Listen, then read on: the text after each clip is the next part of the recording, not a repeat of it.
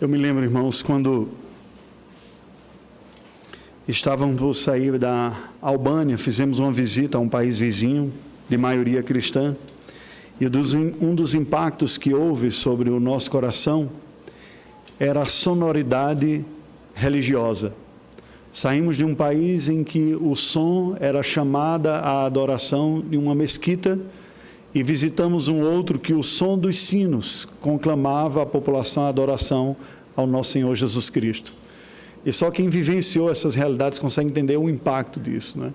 Ouvir estas melodias nos traz a memória do anúncio de que Deus é um Deus que se importa com pecadores, ao ponto de vir ao nosso encontro para nos resgatar e redimir na encarnação do Verbo. Vamos orar ao Senhor, rogando ao Deus que veio ao nosso encontro em Cristo e continua vindo ao nosso encontro pelo Espírito, quando a palavra é proclamada, para também nos comunicar graça redentora. Oremos ao Senhor. Deus bendito, nós louvamos o Teu nome, porque Tu és o Deus que vens ao encontro de pecadores como nós.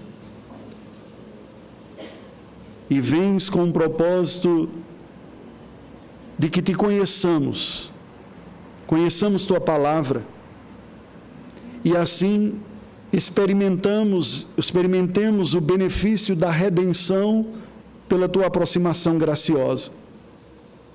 Entretanto, sabemos e confessamos a Ti, Senhor, que isso só é possível se a Tua aproximação vier acompanhada da nossa parte de rendição, o que não conseguimos fazer pela nossa força e capacidade, mas tão somente com absoluta dependência da graça do Teu Espírito que nos resgata. Da mesma forma como vieste ao nosso encontro na pessoa do Teu Filho para executar a obra da redenção, nós oramos a Ti nesse instante e sabemos que Tu és aquele que continuas vindo ao nosso encontro na pessoa do outro Consolador que enviaste juntamente com o Teu Filho para a nossa redenção, para aplicar em nossa mente e coração a obra redentora do Teu Filho. Confessamos-nos absolutamente dependentes desta graça, pela qual oramos agora em nome de Jesus. Amém, Senhor Deus. Irmãos, em um dos documentos históricos dos primeiros séculos da era cristã, nós encontramos o discurso ad Diogneto, que assim expressa-se sobre os cristãos na sua primeira geração. Os cristãos não se diferenciam dos demais por sua nacionalidade, por sua linguagem, nem por seus costumes. Vivem em seus próprios lugares, mas como transeuntes, peregrinos. Cumprem todos os seus deveres de cidadãos, mas sofrem como estrangeiros. Onde quer que estejam, encontram sua pátria, mas sua pátria não está em nenhum lugar. Se encontram na carne, mas não vivem segundo a carne. Vivem na terra, mas são cidadãos dos céus.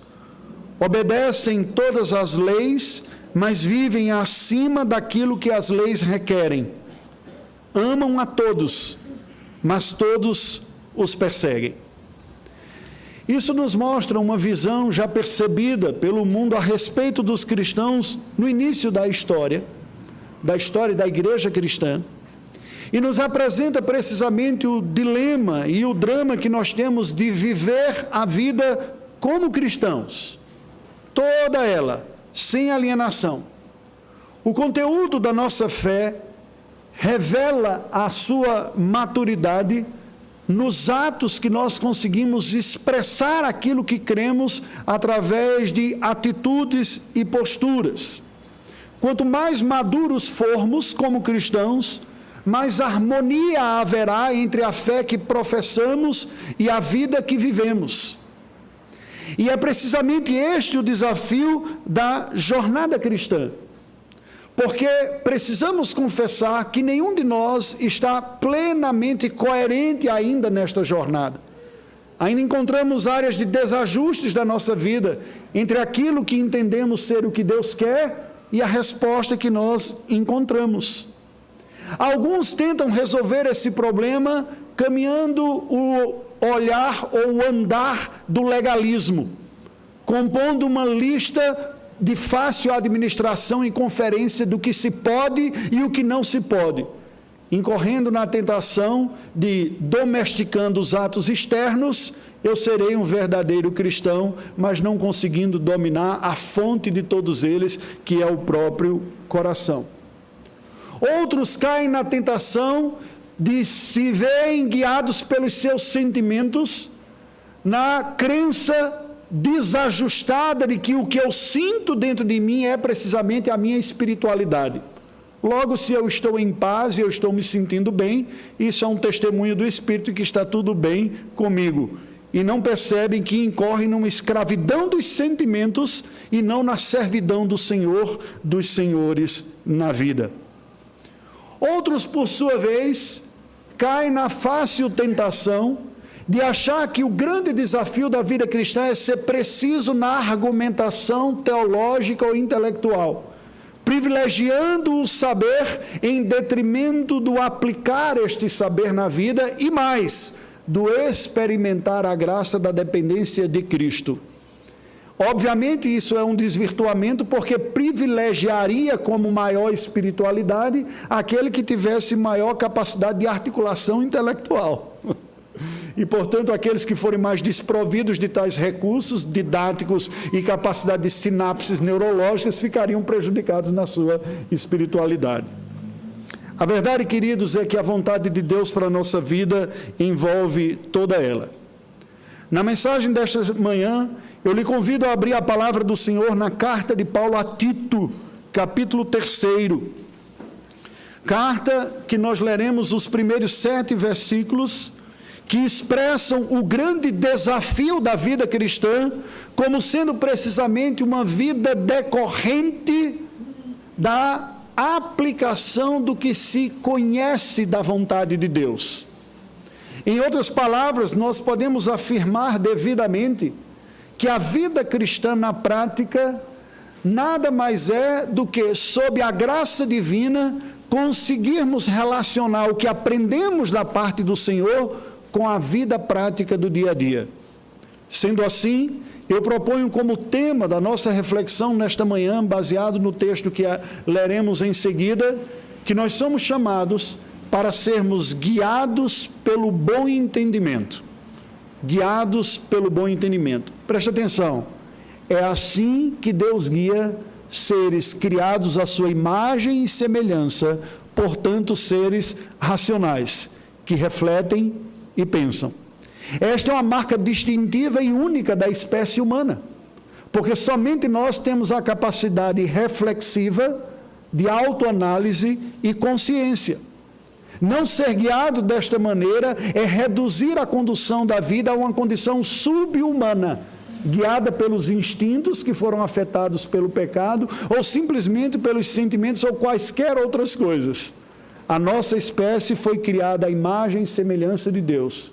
E quando Deus se comunica conosco, se comunica numa linguagem que Ele tem, uma linguagem articulada de ideias e de comunicação, e que somente nós, como espécie, compartilhamos. Portanto, a verdadeira espiritualidade passa pela capacidade de ouvir, refletir, compreender e articular na dependência da graça o que recebemos com a nossa própria vida. Veja o que nos diz a palavra do Senhor no capítulo 3, versículos de 1 a 7.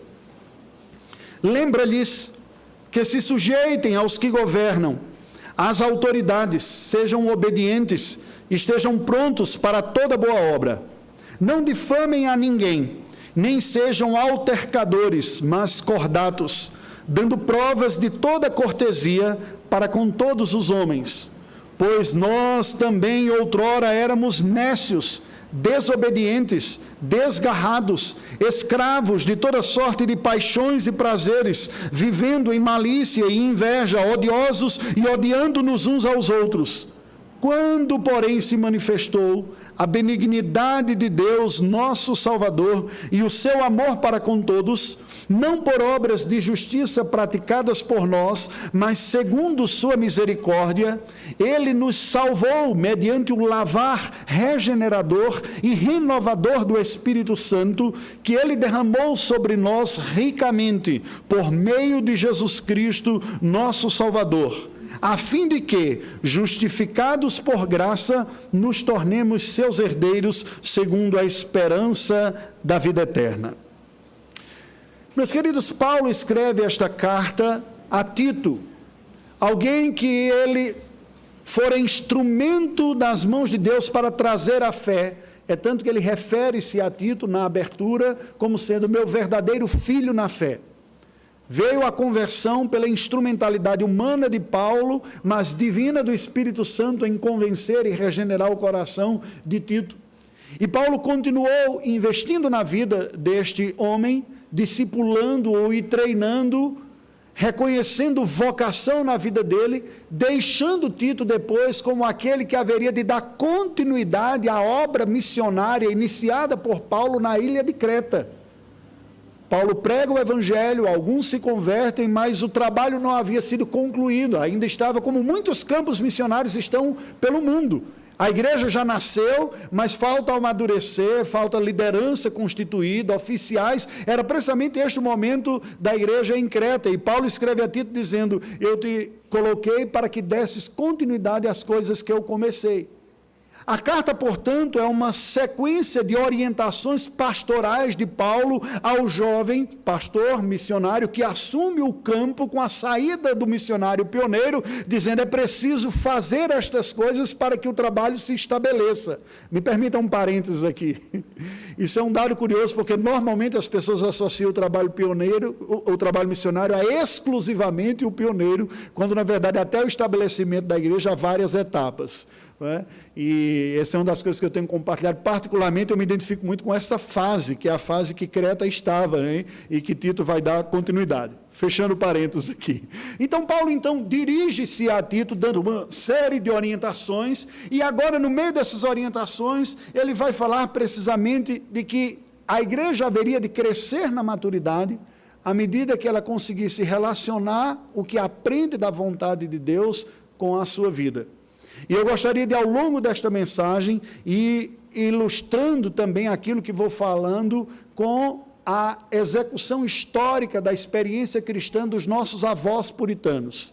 Eu comecei o sermão citando um depoimento sobre os cristãos do primeiro século, mas eu gostaria que nós olhássemos a nossa tradição olhando os puritanos, e começo citando como eles viam a Escritura em consonância com o que estamos falando aqui. William Perkins afirma o seguinte: a palavra de Deus precisa ser nossa regra e esquadro, mediante a qual esquadrinhamos e encaixamos todas as nossas ações. E de acordo com a direção recebida, devemos fazer todas as coisas ou deixar de fazê-las. Era esta a compreensão dos nossos avós puritanos, em decorrência daquele máximo da reforma sola escritura. Temos a palavra de Deus como única regra de fé e de prática para a nossa vida. Veja como Paulo descreve isso. Nós somos guiados pelo entendimento. Entendimento de quê? Primeiro ponto que ele desenvolve: somos guiados pelo entendimento da prática cristã a ser buscada. Não existe vida cristã sem prática. O próprio termo já indica, é uma vida cristã, portanto, uma maneira de viver, uma forma de interagir na realidade com os outros, com Deus, com a espiritualidade, como tudo, de acordo com o ensino de Cristo ou sob a marca de Cristo como Redentor. Como eu vou conseguir vivenciar isso? Eu só conseguirei vivenciar a vida cristã e crescer na vida cristã quando eu entender precisamente qual é a prática que Deus orienta para que eu busque. Olha como Paulo descreve isso, versículo 1. Ele diz: lembra-lhes, portanto, o ponto é, eles precisam ser lembrados, despertados, conscientemente alertados, para que consigam viver a vida cristã. Preste atenção, isso é exatamente o ministério pastoral. O que fazemos aqui, se não lembrá-los, alertá-los, despertá-los a cada um de vocês daquilo que Deus quer? É isso que Paulo está dizendo. É esse o seu papel, Tito, despertá-los, lembrá-los, e vem toda a orientação que nós lemos aqui. A primeira delas, ele diz, lembra-lhes que se sujeitem aos que governam, às autoridades, sejam obedientes e estejam prontos para toda boa obra. O que Paulo está falando aqui é muito curioso, porque é meio natural, pelo menos para mim, imaginar que orientações de espiritualidade ou da vida cristã começassem com orientações religiosas ou espirituais. Oração, leitura da Bíblia, cantar louvores. Mas Paulo começa dizendo, lembra a eles que as coisas ordinárias do dia a dia, do cotidiano, da vida civil, elas são parte da espiritualidade cristã. Você precisa lembrar estas pessoas que a espiritualidade não consiste numa alienação da vida secular, mas lembrar estas pessoas que a atuação civil do cristão tem uma marca cristã. Todos nós somos agentes políticos e agentes civis. Até aquele que nega esta vocação e não se envolve conscientemente está fazendo uma escolha política da indiferença, deixando o espaço para ser ocupado por outros. Me lembro quando adolescente, ainda jovem, de ter ouvido coisas de que crente não se mete com política. Eu disse, não, a gente deixa para o capeta, né? Porque o ponto é esse espaço vai ser ocupado. E o que Paulo está dizendo é o seguinte, viva, sujeite aos que se governam, às autoridades, sejam obedientes, estejam prontos para toda boa obra, toda. Onde for requerida uma atuação nossa, que ela seja de acordo com a Escritura. Mas Paulo regula a relação com as autoridades. Este é um recado importante para ser dado. Porque é muito comum nós vermos posturas diametralmente opostas e tentações igualmente erradas no espectro distinto. A postura revolucionária, que são pessoas que estão dispostas a pegar até em armas e destruir, desconstruir o que entende que está errado para construir um novo universo bonito. Ou a postura pacifista, escondida e omissa. Nenhuma delas é a postura cristã. Eu me lembro quando, um certo tempo, li um pequeno livro, editado pela nossa editora, que o autor falou uma coisa que eu disse, é isso aí. Não cabe ao cristão a postura revolucionária, porque o pressuposto é o que existe, não presta e tem que ser destruído. Como cristãos, e particularmente da tradição reformada, reconhecemos que este mundo que jaz no maligno, que está afetado pelo pecado, é o mundo criado por Deus, e onde Ele reina e governa. E por isso que a reforma não deve ser vista só como um substantivo de um pacote de crenças, mas também como um adjetivo de forma de se relacionar com a vida. Eu sou chamado para reformar o mundo de Deus de acordo com a sua palavra. E a reforma, portanto, se mostra essencialmente diferente da revolução, porque eu ainda vejo os sinais da graça divina na criação, só que afetada pelo pecado, ela haverá de ser reformada e não destruída e reconstruída. Deus fará a obra perfeita no final com o novo céu e nova terra. Mas o que Paulo está dizendo aqui é, participe com uma postura respeitosa, ordeira e de cooperação. Este alerta é necessário, porque há alguns anos o brasileiro despertou para debater política e o estado da sociedade. E o calor continua até os dias de hoje. Ano que vem é um ano de eleição e certamente, conversava há pouco, né, com o reverendo Edson, dizia, vai ferver o negócio. E nós precisamos assumir a postura piedosa até para sabermos ter a conversa e a nossa atuação. Não ao abandono e não ao fight, à guerra, mas a postura de uma cooperação. Versículo 2, Paulo continua orientando e diz, olha, não difamem a ninguém, nem sejam altercadores, mas cordatos, dando provas de toda cortesia para com todos os homens. Aqui está a receita de como você vai debater e se envolver com as questões civis e sociais. Está aqui. A nós cristãos é dado o alerta que não cabe a nós falar mal, xingar. Literalmente, na língua grega, a palavra que Paulo usou para este falar mal das autoridades, traduzido em português como difamar, sabe qual é? Blasfemar. É o termo que nós usamos contra Deus, né? Assim, a blasfêmia é falar algo errado contra Deus, ou xingá-lo, ele diz, isso é blasfêmia. E ele usa esse termo para falar das autoridades. Por quê?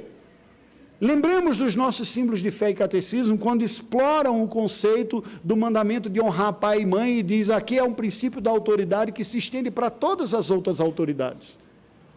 A postura cristã é reconhecer que mesmo em um mundo caído e afetado, Deus estabeleceu ordem, e pessoas que ocupam lugares de autoridade, embora não sejam perfeitos e precisem ser exortados, devem ser feitos com espírito de cooperação e respeito, seja qual for. Pode até ser uma linha ideológica diferente da sua, mas foi constituído. Essa postura lhe dá o direito e lhe dá um papel de engajamento de dentro de alguém que quer o bem, não que fica torcendo o mal para que alguém do meu time entre lá. Não é essa a postura cristã. Claramente ele está dizendo, não difame a ninguém, não seja altercador é o que provoca tumulto. Sabe aquela pessoa que gosta de uma briga, e quando está tudo em paz ele vai lá e cutuca só para ver a poeira subir? Talvez você goste em alguns momentos, você diz, está meio sem graça aqui, deixa eu provocar. Pois bem, em ambiente em que a tensão está no ar, basta uma fagulha para o incêndio pegar. Nós precisamos nos lembrar disso, para que a nossa palavra seja uma palavra que contribua para o bem, que aproxime as pessoas para debater com sinceridade e buscar um bem maior, e que não acentue a polarização, feche mais os ouvidos e entrincheire mais as pessoas nas suas próprias posições.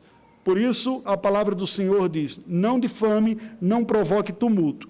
Em contraste a isso, ele afirma pela via positiva, façam o quê? Sejam cordatos, dando provas de toda cortesia para com todos os homens.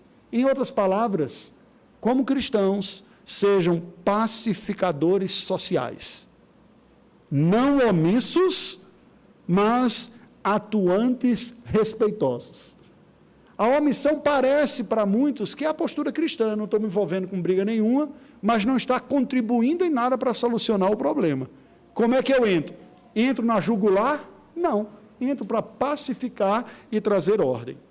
Paulo ensina a Tito que ele orienta os cristãos cretenses a que se envolvam na sua sociedade, mas com uma postura que reflita um amor cristão, através de atitudes reais e respeitosas. O ensino que nós vemos daqui é que Deus nos exorta a abandonarmos o pecado da omissão social, pois devemos nos envolver com a nossa sociedade, com uma postura educada, cordial e respeitosa, ativamente revelando o amor cristão. É isto que nós encontramos o eco na Escritura Sagrada, quando lemos nos Salmos as seguintes palavras. Salmo 82, versos de 2 a 4, nos diz assim: até quando julgareis injustamente, tomareis o partido pela causa dos ímpios? Fazei justiça ao fraco e ao órfão, procedei retamente para com o aflito e o desamparado, socorrei o fraco e o desamparado, tirai-os das mãos dos ímpios. A pauta civil está na piedade do povo de Deus, na antiga aliança, ou quando lemos nos Provérbios o seguinte: por meu intermédio reinam os reis e os príncipes decretam justiça, por meu intermédio governam os príncipes, os nobres e todos os juízes da terra. Claramente o Senhor está estabelecendo que na sua providência ele tem os governantes em suas mãos. Mas como os governantes não são Deus, eles falham e, portanto, precisam ser auxiliados para corrigir o seu rumo. E para nós fazermos isso, precisa ser no espírito de cooperação. Gostaria de fazer uma citação, mais uma vez, do movimento puritano, os nossos avós. Para avaliar o verdadeiro caráter do movimento puritano dentro e fora da igreja, devemos esvaziar nossas mentes do uso popular do termo pejorativo. Devemos racionalmente declarar que floresceu quase como uma religião social em meio a gente da sociedade, que exigia um mínimo de educação sensibilidade e espírito independente, e que em tempo ajudou a produzir mentes apaixonadamente dedicadas a certas limitadas, mas importantes noções de liberdade civil e pessoal. Cristãos que amaram seu povo, sua sociedade, que entraram ativamente para a vida política, na representação da Câmara dos Comuns e realizaram uma revolução, no bom sentido, não um hecatombe, mas uma modificação na sociedade a partir do piedoso engajamento da vida comum. Como Igreja do Senhor, aqui no Brasil, eu não tenho dúvidas de que a primeira resposta que nós devemos dar a estas verdades é confessarmos a Deus o nosso pecado de omissão social e civil. Nós, comodamente, nos retiramos deste ambiente. E muitas vezes aqueles que se ocuparam numa perspectiva de nicho, buscando o seu próprio interesse, e não do bem comum. Parte da atual crise ética e política que vive nosso Brasil tem a ver com a pouca capacidade nossa de evangélicos de fazermos uma boa representação da sociedade, buscando o bem comum da nossa sociedade.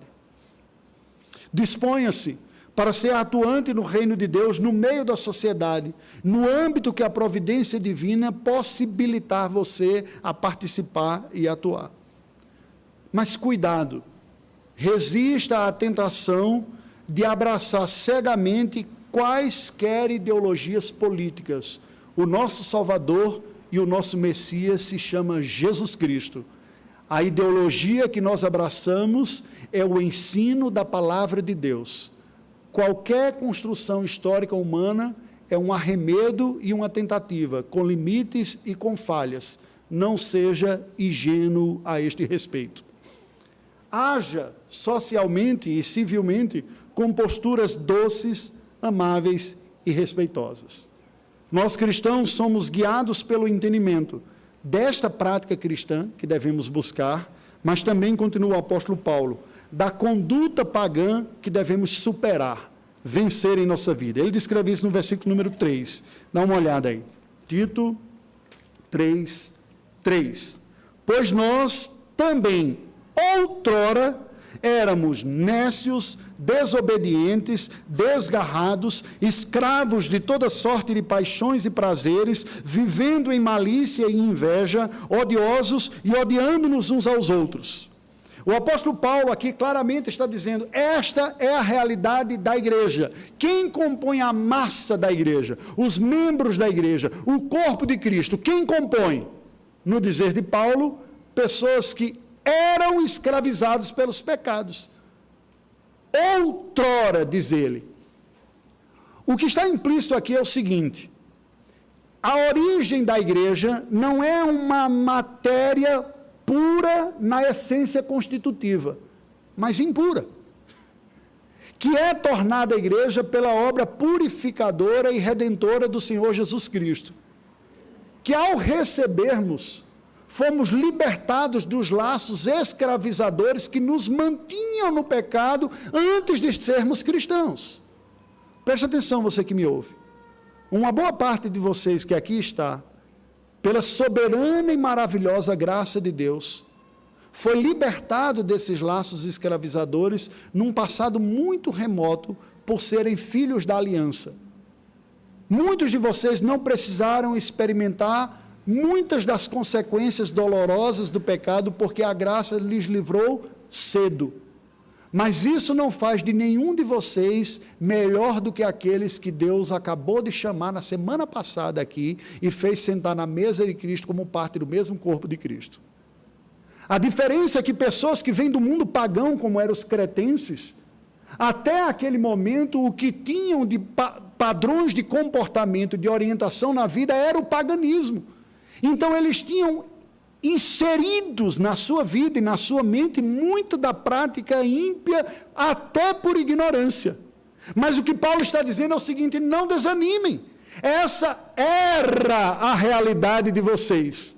Em Cristo Jesus se descortina uma nova realidade, E você não pode estar desatento à nova vida que você vai experimentar, primeiro reconhecendo o que no passado, antes da fé cristã, não havia de bom em vocês. E ele descreve: éramos nécios, ou seja, sem o devido entendimento. Não tem designação mais básica para descrever a pessoa ignorante do Evangelho. Sem o entendimento do Evangelho, segue algum outro tipo de entendimento, dos seus valores, da tradição familiar, das suas paixões, da ideologia da moda, da filosofia reinante, do conselho dos amigos. Todo este padrão de pensamento não bíblico é um padrão nécio, ou seja, não piedoso, não sábio. É isso que Paulo está descrevendo. Por consequência, a autonomia decretada no coração humano o leva a uma postura de desobediência diante do Deus verdadeiro. Éramos nécios, desobedientes, refletindo a rebelião. Eu me lembro de um ditado popular que eu ouvi muito na minha infância, mal criado, que dizia o seguinte: cala a boca, já morreu, quem manda na minha boca sou eu.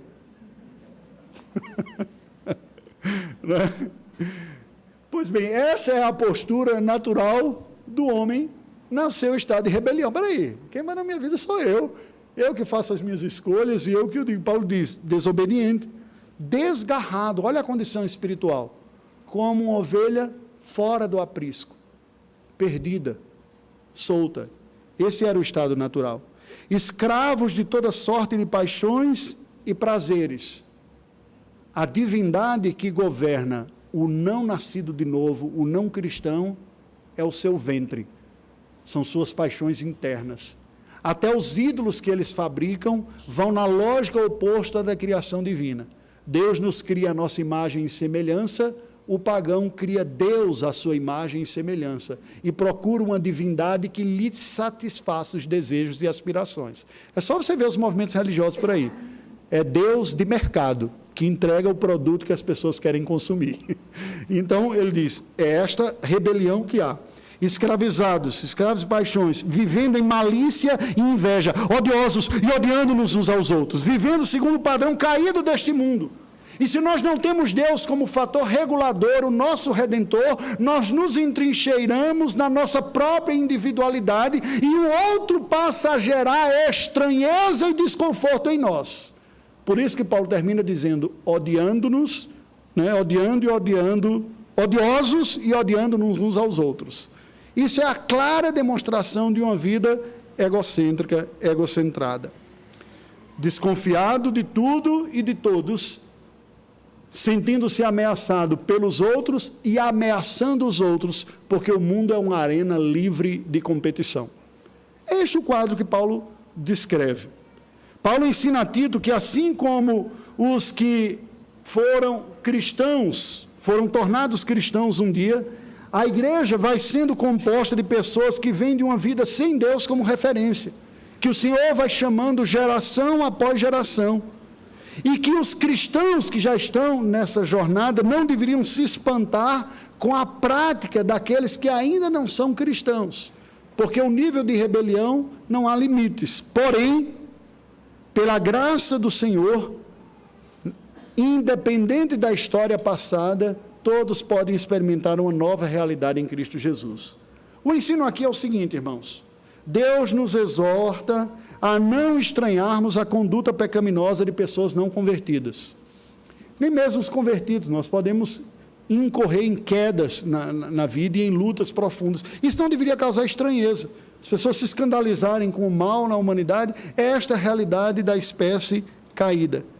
E digo mais, nós não deveríamos jamais, ao enxergar isso, vermos como indícios de que aquelas pessoas não prestam para serem cristãos. Porque, na verdade, o que nos torna prestáveis diante de Deus é a aplicação da obra de Cristo a nós. Se alguém presta, é porque Jesus tornou-lo prestável, o lavou com o seu sangue. A beleza cristã é que era eu que não presta, agora presto. Porque fui lavado, como ele diz. Eu fui tornado uma outra pessoa. Ele habita em mim. É esta a realidade. E como igreja nós devemos ver isso. Às vezes nós perdemos isto de vista, olhamos para algumas pessoas já não tendo mais esperança de que a vida delas pode mudar. Pode ser um amigo seu, pode ser um parente, pode ser um filho seu. Você diz, a pessoa tem feito tantas escolhas que eu estou até desanimado. Se o seu olhar estiver limitado à pessoa, desanimará mesmo. Mas o que Paulo está dizendo é, lembra quem vocês eram? Isso é quem vocês eram. E do mesmo jeito que agora vocês não são mais isso, Deus continua fazendo isso na vida de outras pessoas através do Evangelho. A vida cristã é marcada por esse abandono.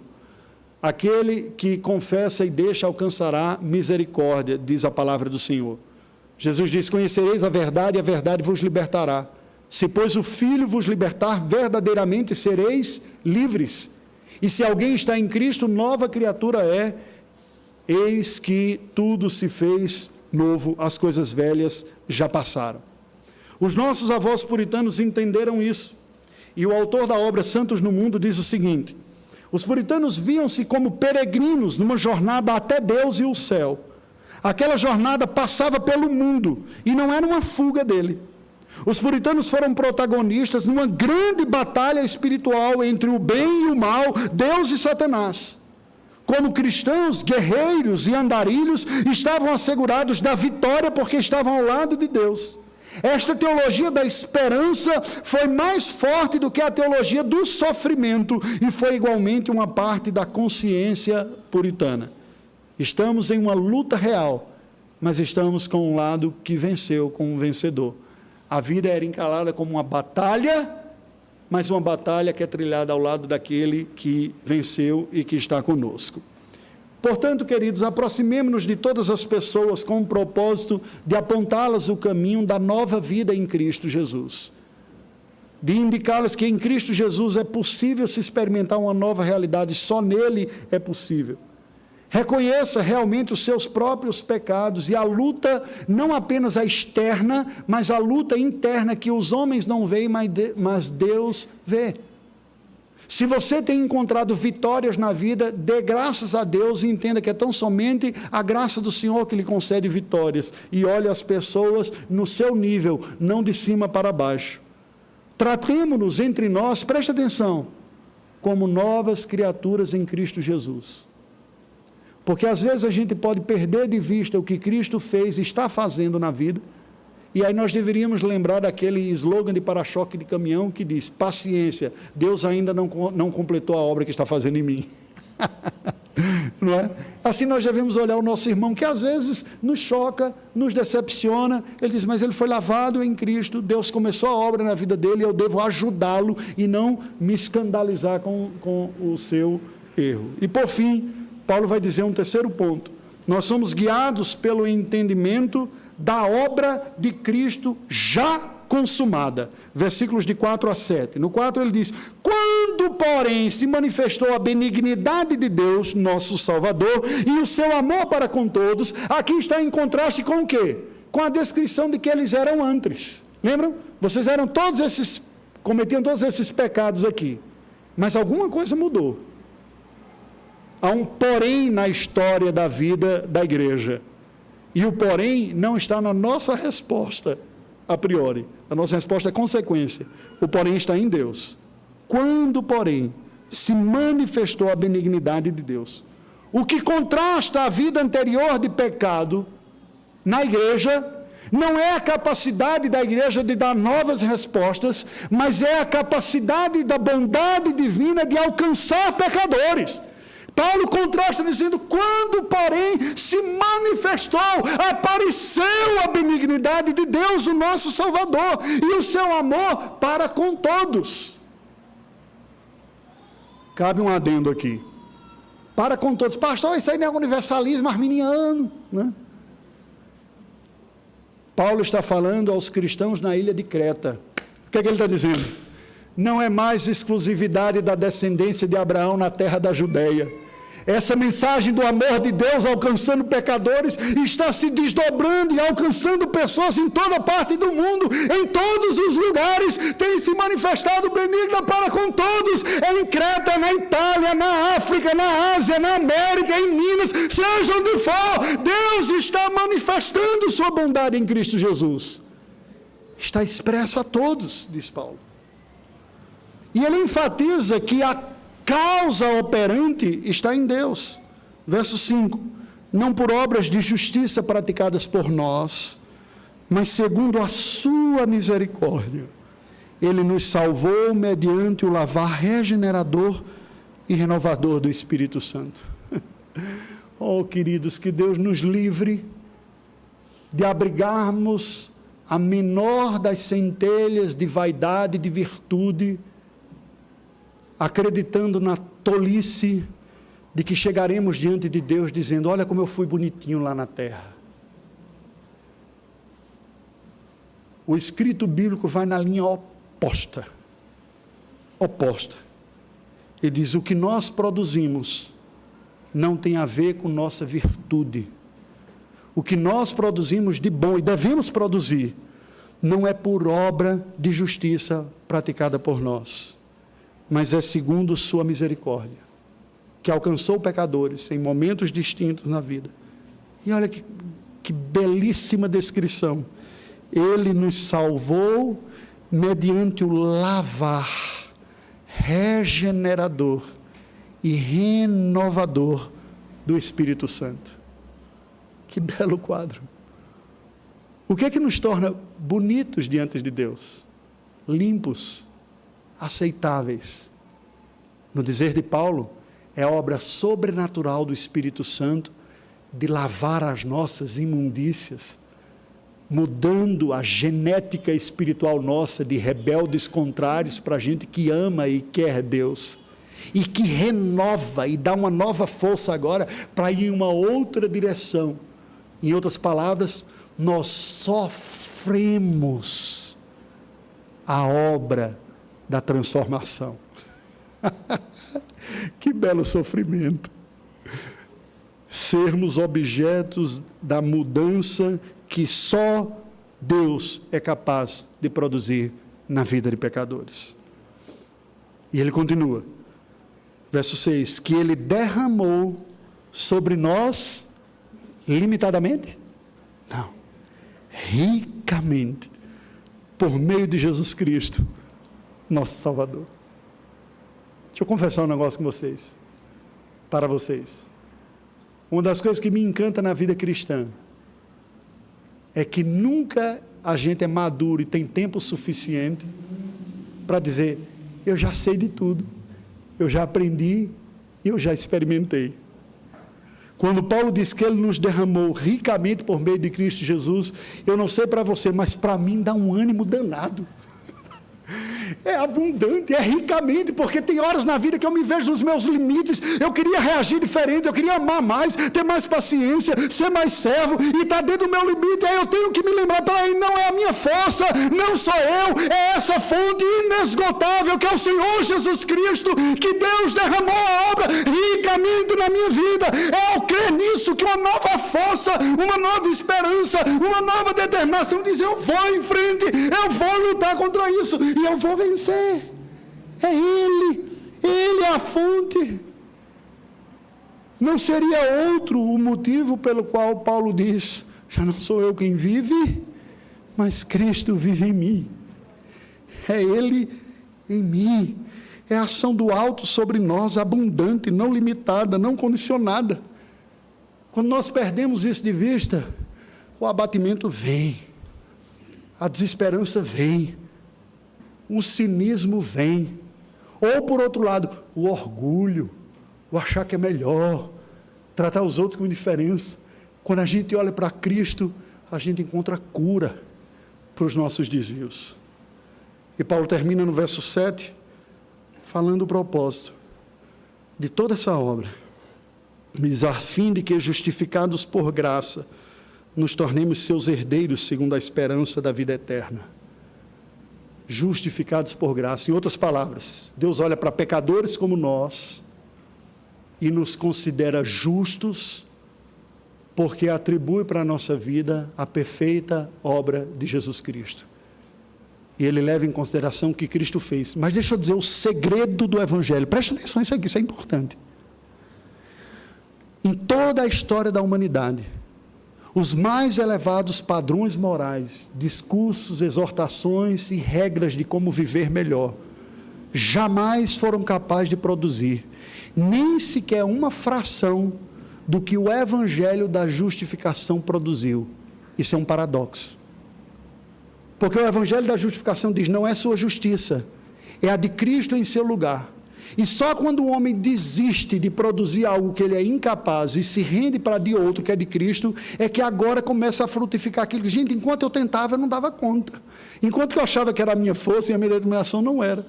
Mas a partir do momento que eu me rendo a Cristo, é uma rendição diária, eu experimento cada vez mais aquilo que em mim mesmo, e em minha austeridade, meu estoicismo, jamais fui capaz de vivenciar. Ele diz, é essa justificação. Nós nos tornaremos herdeiros da esperança da vida eterna. Paulo ensina a Tito que é apenas pela livre, soberana, absoluta e eficiente vontade de Deus que ele tem de amar pecadores, pecadores de todas as categorias, de todos os lugares, de todos os nichos, de todos os grupos humanos, independente dos seus méritos ou de sua moralidade, é somente baseado por este amor que ele alcança, derramando uma graça abundante, dando perdão, purificação, nova vida, considerando justo e preparando para a eternidade junto a si. É esta a graça que nos sustenta. O profeta já havia dito, aspergirei água pura sobre vós e vos purificarei dos vossos pecados, tirarei o vosso coração de pedra e colocarei um coração de carne e habitarei pelo Espírito, porei o Espírito dentro de vocês para que andem nos meus estatutos e nos meus mandamentos e os observeis. O profeta Jeremias diz, com amor eterno te amei, por isso com benignidade te atraí.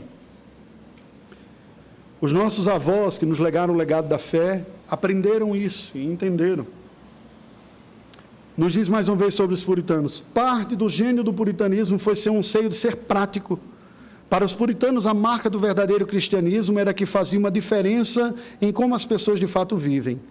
De acordo com Eliazar Mather, os cristãos devem falar pelas vidas assim como pelas palavras. Deve-se viver religião assim como falar de religião. John Owen declarou que nossa felicidade não consiste no saber as coisas do Evangelho, mas no fazê-las. A alma da religião é a parte prática, escreveu John Bunyan. É o fruto da obra de Cristo na nossa vida. Você tem experimentado uma nova realidade, vencendo mazelas e misérias? Como você lida com as suas culpas, suas transgressões e seu pecado? As tentações e os pecados na sua vida são realidades que lhe aprisionam ou foram realidades das quais você foi libertado? O desejo do seu coração e as suas decisões apontam por agradar a Deus e viver para a sua glória? Deus é o anseio maior da sua vida e do seu coração? Você precisa responder estas perguntas. Se por acaso você respondeu a não a algumas delas, e mesmo tendo respondido assim, o Senhor lhe chama constantemente a reconhecer sua incapacidade, diariamente. Por maior que seja a sua determinação, e você não deve ser negligente com as suas determinações, não é a sua virtude, mas é a obra de Cristo. Reconheça o seu pecado assim que ele aparecer diante dos seus olhos. Assim que a graça do Espírito Santo lhe convencer de um erro, quer seja pela palavra, pela pregação, ou para a vida de alguém, não demore a reconhecer. Seja rápido, reconheça. Peça perdão, lute contra, não abrigue o mal. Reconheça que somente a justiça de Cristo, a presença de Cristo e a obra de Cristo é que é a fonte suficiente que você precisa para vencer tudo isso. E assim, queridos, Deus haverá de manifestar a graça a nós e nós sermos guiados pelo entendimento da obra de Cristo que o Espírito Santo aplica em nossa vida. Curva a sua cabeça, vamos orar ao Senhor. Eu peço que você se coloque em pé, vamos orar a Deus. Ó Deus bendito, nós te rendemos graças pela tua palavra e pela obra do teu Filho Jesus Cristo, obra perfeita, perfeita para pessoas imperfeitas como nós, E esta obra é tão perfeita porque ela foi não apenas apresentada, um sacrifício perfeito na cruz há 2000 anos atrás, mas ela é perfeita na execução e na aplicação da nossa vida. Tudo o que precisamos, tu nos ofereces em Cristo Jesus. Ajuda-nos, Senhor Deus, a termos esta busca diária e esta dependência diária em nossa vida, para que ao experimentarmos mais e mais a dependência do Senhor, a nossa vida reflita de forma prática a imagem do Teu Filho que está sendo restaurada em nós. Oramos em nome de Jesus. Amém.